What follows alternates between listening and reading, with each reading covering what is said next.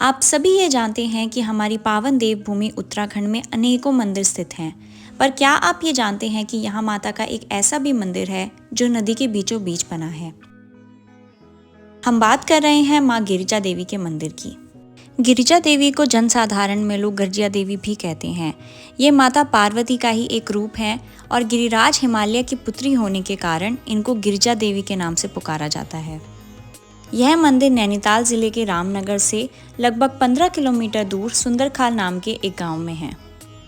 कहा जाता है कि कूर्मांचल की सबसे प्राचीन बस्ती डिकुली के पास थी, जिसको विराट नगर कहा जाता था, जो अब वर्तमान में रामनगर के नाम से जानी जाती है।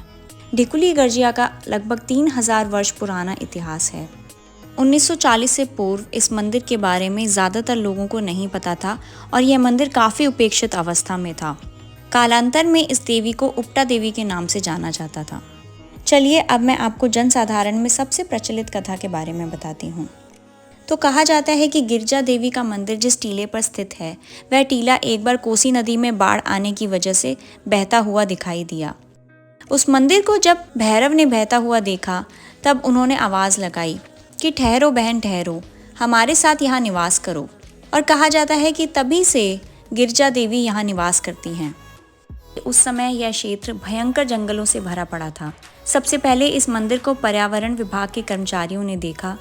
कहा जाता है कि उन्हें वहां पर शेर की गर्जना सुनाई देती थी और कई बार आसपास के गांव वाले और पर्यावरण विभाग के कर्मचारियों ने भी वहां पर शेर को परिक्रमा लगाते देखा और उन्हें तब माता के वहां पर निवास करने का एहसास हुआ। कोसी नदी की तेज धारा, भयंकर जंगल और जंगली जानवरों के होने के बावजूद भी गांव के निवासी माता के दर्शनों के लिए ऊपर चोटी पर जाने लगे। फिर आसपास के नगरवासियों की मदद से मंदिर का पूर्ण रूप से निर्माण कराया गया। बताया जाता है कि 1956 में फिर से बाढ़ आने के कारण इस मंदिर में एक भी मूर्ति नहीं बची थी। तब पंडित पूर्णचंद्र पांडे जी ने पुनः इस मंदिर का निर्माण करवाया और माता की मूर्ति की स्थापना की। गिरिजा देवी मंदिर का जनसाधारण में बहुत महत्व है। इस मंदिर में माँ गिरिजा देवी सतोगुणी रूप में विद्यमान है, जो सच्ची श्रद्धा से ही प्रसन्न होती हैं। यहाँ पर जटा, नारियल, लाल वस्त्र, सिंदूर, धूप, दीपक आदि चढ़ाकर माँ की वंदना की जाती है। वर्तमान में इस मंदिर में गर्जिया माता की 4.5 फीट ऊंची मूर्ति स्थापित है।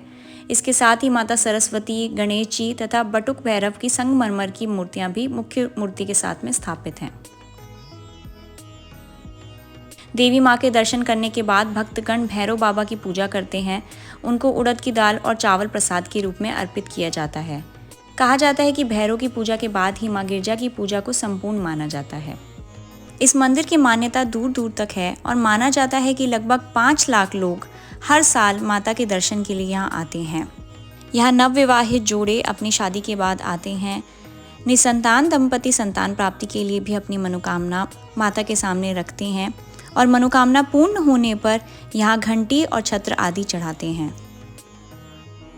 नवरात्रों, गंगा दशहरा, शिवरात्रि, बसंत पंचमी जैसे त्योहारों पर यहाँ लाखों की संख्या में श्रद्धालु आते हैं और माता के सामने अपना माथा टेकते हैं।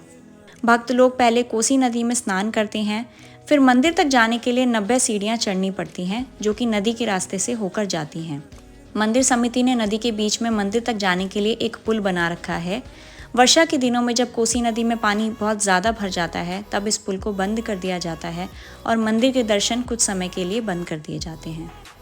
अगर आप भी गिरिजा देवी के दर्शन करना चाहते हैं पर यह सोच रहे हैं कि हम यहाँ कैसे पहुँचें, तो मैं यह आपकी चिंता दूर कर देती हूँ। गिरिजा देवी अपने भक्तों को बिल्कुल कष्ट नहीं देती और इसीलिए इस मंदिर तक पहुँचना बहुत आसान है। आप रामनगर तक बस या रेल के द्वारा पहुँच सकते हैं और वहाँ से आपको मंदिर तक जाने के लिए टैक्सी मिल जाएगी। सबसे पास का हवाई अड्डा पंतनगर में है। Jim Corbett national park Garjiya देवी मंदिर से महज 7 या 8 किलोमीटर की दूरी पर है। इसीलिए यह मंदिर और भी मशहूर एवं दर्शनीय स्थान बन चुका है। तो यह था इतिहास माँ गर्जिया देवी के मंदिर का। तो आप भी यहाँ ज़रूर आइए और माँ के दर्शन कीजिए। जय माँ गर्जिया देवी।